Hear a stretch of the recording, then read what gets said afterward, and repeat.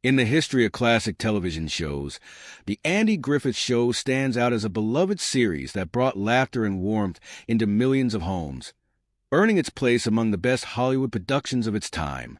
However, beneath the show's prosperity and growth lay deep, hidden secrets harbored by Ron Howard, who played the role of Opie Taylor. These secrets threatened to unravel everything he had built in his career. A singular animosity toward a colleague on the show began to attract the attention of fans and the media alike, raising questions about what could have driven Howard to such intense feelings. Who was it that he truly harbored resentment for? Stay tuned as we delve deeper into how Ron Howard has finally broken his silence, shocking everyone with revelations from his past. The Andy Griffith Show, which debuted on CBS in 1960, quickly became one of the most adored sitcoms in television history. Set in the fictional town of Mayberry, North Carolina, the series starred Andy Griffith as Sheriff Andy Taylor, whose responsibilities included upholding the peace and raising his son, Opie, portrayed by a young Ron Howard. The show is characterized by its gentle humor and moral lessons, making it a staple of American culture during its 8-year run. Among its ensemble cast, perhaps the most beloved character was the bumbling yet endearing Deputy Barney Fife, played by Don Knotts. Knotts' comedic interplay with Griffith significantly contributed to the show's charm, earning him 5 Emmy Awards for his memorable performance. Although Knotts left the series after its 5th season to pursue other opportunities, his portrayal of Barney remains one of the most recognizable in television history. Not only was the Andy Griffith Show a success in terms of its content, but it also consistently attracted high audience numbers. From its premiere to its conclusion, it maintained a position among the top 10 shows in the Nielsen ratings, ultimately topping the television charts in 1968 when the series ended. The show's legacy was further solidified by its successful spin-offs, including Gomer Pyle, USMC, and Mayberry, RFD, showcasing its lasting impact on American television. The comedic portrayal of small-town life, paired with relatable characters and universal themes, has made the Andy Griffith Show a favorite in syndication for generations, creating a legacy celebrated today. While the Andy Griffith Show became a television classic, it was young Ron Howard's early years on set that not only shaped his career, but also influenced the future of Hollywood. At just 6 years old, Howard was cast as Opie Taylor, the kind-hearted and mischievous son of Sheriff Andy Taylor. His natural talent for acting and ability to connect with the audience won the hearts of viewers, making his early experience on the show a remarkable start for a young actor destined to become one of Hollywood's most successful directors. Working alongside seasoned actors like Andy Griffith and Don Knotts was invaluable for Howard, as they took him under their wings, providing mentorship that would guide him through the challenges of child stardom. Griffith played a significant role in shaping Howard's early years on screen, fostering a relationship that mirrored that of a father and son. Griffith offered Howard guidance, sharing vital lessons on professionalism, humility, and the importance of hard work, all of which would serve Howard well in his career. However, the life of a child actor came with its own set of challenges. While Howard enjoyed the camaraderie on set, he also felt the immense pressure of balancing his studies, acting responsibilities, and the desire to fit in with his peers. Despite the fame that came with his role as Opie, Howard sometimes resented the attention it drew, creating a tightrope walk between the opportunities offered by the show and the trials of growing up in front of the camera. One notable story from the set involves the filming of the opening credits, where Opie throws a rock into a lake. In one take, the rock failed to create the expected splash due to Howard's young age and inability to throw it far enough. To resolve the issue, a prop man discreetly tossed another rock at the same time, ensuring the splash matched Opie's throw. This behind-the-scenes trick became a cherished memory for Howard, reminding him of the pressures he faced while navigating the demands of playing such a prominent character.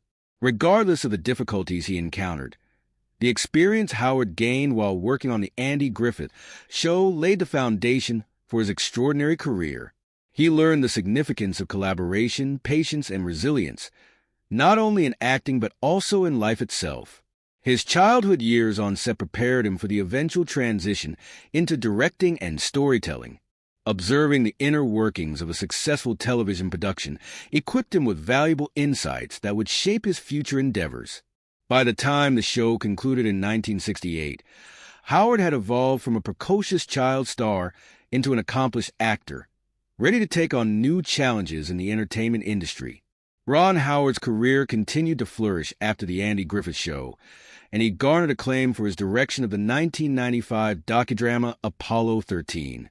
Starring Tom Hanks, Kevin Bacon, and Bill Paxton as the Apollo 13 astronauts, the film received widespread praise for its authenticity and technical prowess. Critics lauded Howard's ability to tell a gripping story, with Roger Ebert of the Chicago Sun-Times describing it as one of the best films of the year.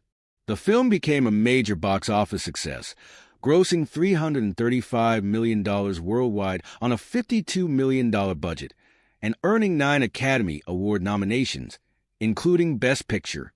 In 2000, Howard directed How the Grinch Stole Christmas, adapting Dr. Seuss's beloved story with Jim Carrey in the lead role. Despite mixed critical reviews, the film was a box office hit, grossing $345 million globally. Following this success, Howard directed A Beautiful Mind in 2001, a biographical drama about mathematician John Nash, portrayed by Russell Crowe, who struggled with paranoid schizophrenia. The film received critical acclaim, winning 4 Academy Awards, including Best Picture and Best Director for Howard. Howard continued to make a name for himself with Cinderella Man in 2005, a biographical sports drama chronicling the story of heavyweight boxing champion James J. Braddock, played by Russell Crowe. The film received positive reviews, holding an 80% approval rating on Rotten Tomatoes. Additionally, Howard directed adaptations of the Robert Langdon novels, starting with The Da Vinci Code in 2006, followed by Angels and Demons in 2009, and Inferno in 2016, with Hanks reprising his role as Langdon. In 2008, Howard presented the world premiere of his historical drama Frost/Nixon at the London Film Festival. The film, based on the taped conversations between former U.S. President Richard Nixon and British talk show host David Frost, featured Frank Langella as Nixon and Michael Sheen as Frost. Despite struggling at the box office, Frost/Nixon was a critical success, receiving 5 Academy Award nominations, including a nomination for Best Director for Howard. While The Andy Griffith Show shone brightly on screen, the atmosphere behind the scenes was not always as harmonious. Andy Griffith, known for his charming and easygoing demeanor, had a playful side that sometimes crossed into the realm of mischief. His penchant for light-hearted pranks did not always resonate well with his fellow cast members. Frances Bavier, who portrayed Ampy, reportedly found Griffith's antics unprofessional at times, leading to tension between the two actors. While Don Knotts and Andy Griffith shared a lifelong friendship, they experienced moments of discomfort regarding the show's future direction. Knotts had originally signed on for 5 seasons, and as the show extended beyond that time frame, he had to navigate the tension between his commitments and personal aspirations. Though the two remained close friends, Knotts occasionally expressed disappointment over the lack of creative control he felt over the show. Griffith's practical jokes became part of the show's culture, with Knotts often serving as a target for his playful antics. Griffith was known to wake Knotts from naps by dropping metal film cans on the floor, startling him in the process. Despite the occasional annoyance, Knotts maintained his good-natured demeanor, and their chemistry translated beautifully on screen. George Goober Lindsay also fell victim to Griffith's pranks, waking up to find duck guts strung around his dressing room, a testament to Griffith's mischievous spirit. Frances Bavier's relationship with Griffith was notably complex. As a New York-trained actress, she did not appreciate the more relaxed, small-town approach to comedy that Griffith embodied. Off-camera, their interactions were fraught with tension, yet they managed to maintain a professional front during filming, ensuring that personal disagreements did not interfere with the show's output. Later in her life, Bavier acknowledged her part in the strained relationship and made a sincere apology to Griffith, reflecting on the challenges they faced as colleagues. In the episode titled The Pickle Story, Auntie, portrayed by Frances Bavier, decides to embark on a culinary adventure by making a large batch of homemade pickles. The storyline unfolds with various characters, including young Opie, tasting Aunt Bee's pickles, which, unfortunately for her, turn out to be downright awful. While most actors would navigate such a scene without much difficulty, for Ron Howard, who played Opie, it became an ordeal of sorts. The reason for this was simple yet profound. Howard found pickles utterly revolting, once going as far as to liken their taste to kerosene.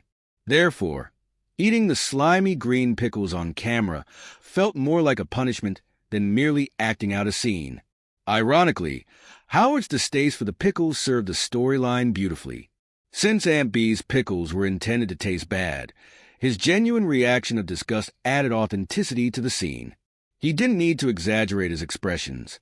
His discomfort was real and relatable, making it even funnier for the audience. Reflecting on this memory in a later interview, Howard candidly admitted just how challenging the episode had been to film.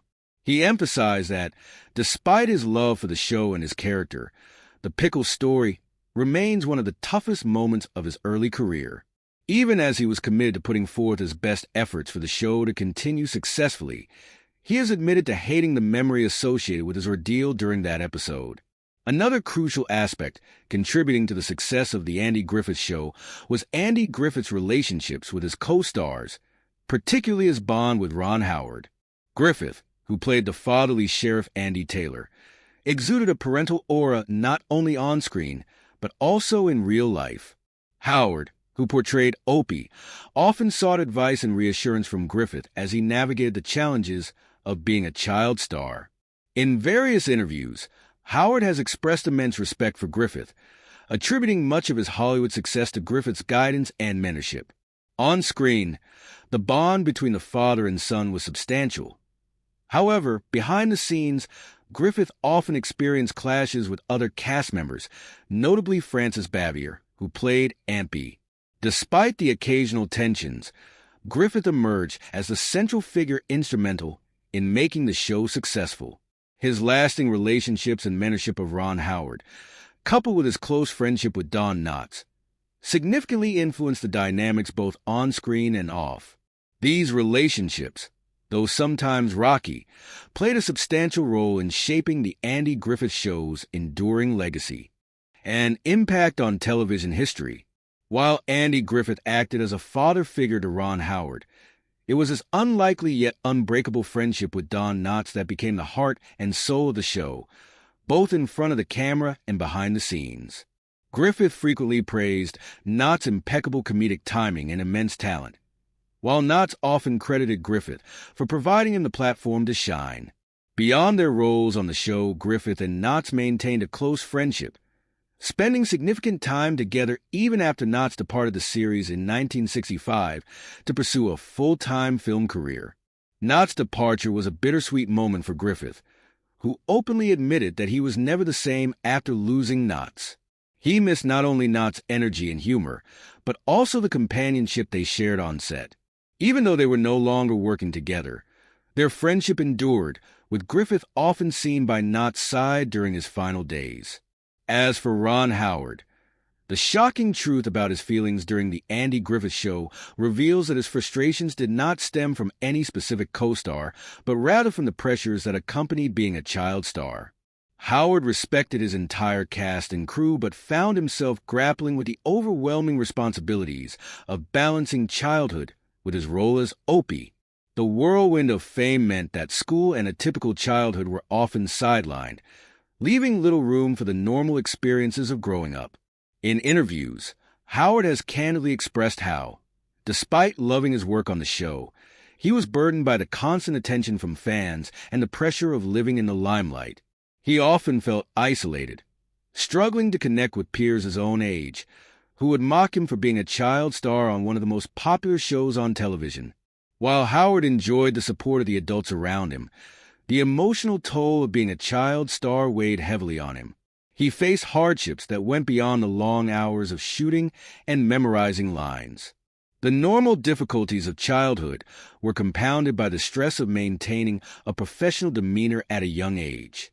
This inner struggle was something Howard kept to himself for many years, but looking back, he acknowledged that living two lives, one in front of the camera and one behind it, was not an easy feat. Interestingly, despite these challenges, Ron Howard has never spoken negatively about his co-stars. He has always spoken affectionately about his relationship with Andy Griffith, who provided a fatherly figure in his life, and Don Knotts, whose humor often lightened the mood on set. While there were occasional behind-the-scenes tensions, the cast remained supportive of Howard throughout the show, ensuring he felt comfortable on set. His frustrations were more about the pressures of fame than about any specific person, as he later clarified that his true hatred was directed at the fame itself rather than any individual. In adulthood, Howard has been candid about his experiences as a child star and the emotional challenges that accompanied that role. He has acknowledged the immense value of the experiences he gained on The Andy Griffith Show, recognizing that these formative years laid the foundation for his legendary career as a director and producer. However, this success came at a cost, shaping his perspective on fame and childhood in ways he continues to reflect on. The off-screen antics of The Griffith Show painted a different picture from the wholesome, feel-good television presented on screen. Griffith was known for his playful nature, often pulling pranks on his co-stars.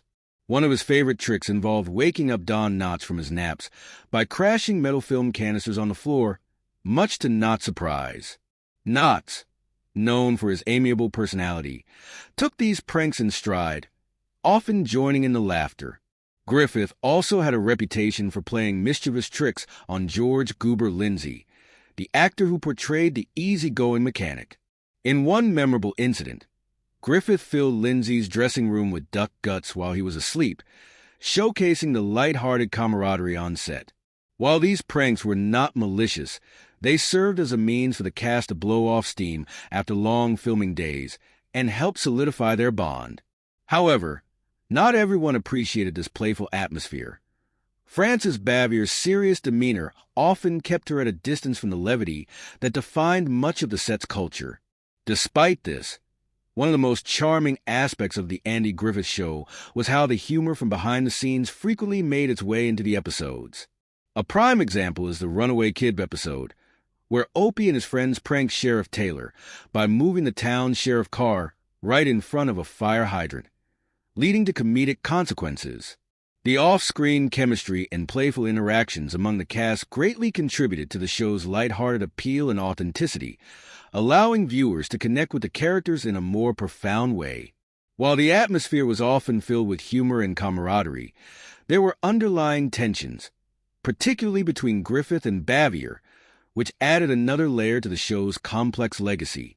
The history of The Andy Griffith Show includes perhaps its most stunning reveal, which unfolded long after the cameras stopped rolling. Frances Bavier, beloved by television audiences as Aunt Bee, publicly apologized to Andy Griffith, who portrayed her on-screen son with warmth and charm. Although Bavier's portrayal of Aunt Bee was nurturing and affectionate, her relationship with Griffith behind the scenes was fraught with tension. Bavier was serious and professional, while Griffith's laid-back, prankster demeanor often made her view him as little more than a comic. This tension became well known among the cast.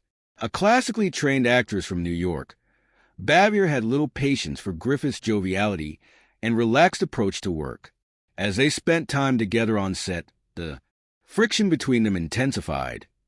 Bavier felt that Griffith's antics diminished the professionalism she valued.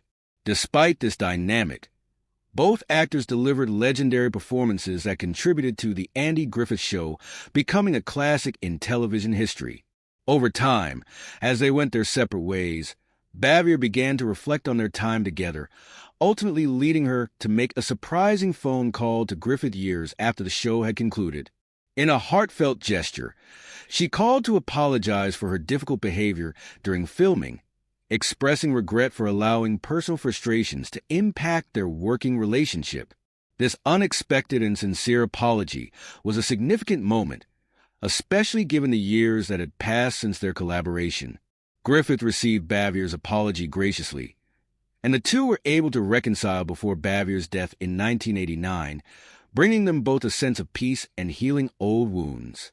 As the relationship between Frances Bavier and Andy Griffith reached resolution, Ron Howard was quietly carving out a path for himself that would take him far beyond his role as Opie Taylor. While many child actors struggled to maintain their careers post-stardom, Howard's trajectory was anything but typical. Even as The Andy Griffith Show approached its final season in 1968, he continued to thrive, landing a starring role as Richie Cunningham on the hugely popular sitcom Happy Days. This role solidified his status as one of television's most cherished young actors and helped him transition from a child star to a leading man in prime time. Although Howard was passionate about acting, he also harbored an interest in directing. While still working on Happy Days, he sought opportunities to direct, and 2 years after leaving the show, he made his directorial debut with Grand Theft Auto in 1977. This marked the beginning of a flourishing career as a filmmaker, which would include acclaimed projects such as Apollo 13, A Beautiful Mind, and The Da Vinci Code. Howard's directorial efforts earned him numerous accolades, including 2 Academy Awards for Best Director and Best Picture for A Beautiful Mind.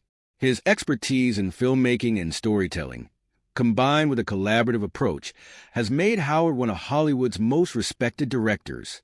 His ability to create engaging narratives spans genres, from historical dramas to thrilling adventures.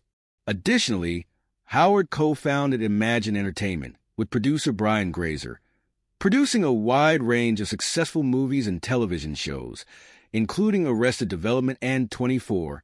From his humble beginnings as lovable Opie to building a varied business empire, Ron Howard's career has undeniably transformed both television and film. In terms of wealth, Ron Howard boasts a net worth of approximately $200 million. In 2004, he and his wife, Cheryl, purchased a 3,000-square-foot apartment in New York City's exclusive El Dorado building for $5.6 million, subsequently investing several million more in renovations. They attempted to sell this apartment in 2017 for $12.5 million, later reducing the price to $11.5 million, but ultimately still own the property. Additionally, they own another apartment in New York City, acquired in 2002 for $712,000. In 2014, the couple sold their 33-acre lakeside estate in Greenwich, Connecticut for $27.5 million, and in 2006, they purchased an ocean view apartment in Santa Monica, California for $2.75 million. Thank you for watching. Don't forget to like our video, leave your comments, and subscribe. Be sure to click on the video displayed on your screen to watch another one of our interesting videos. See you there.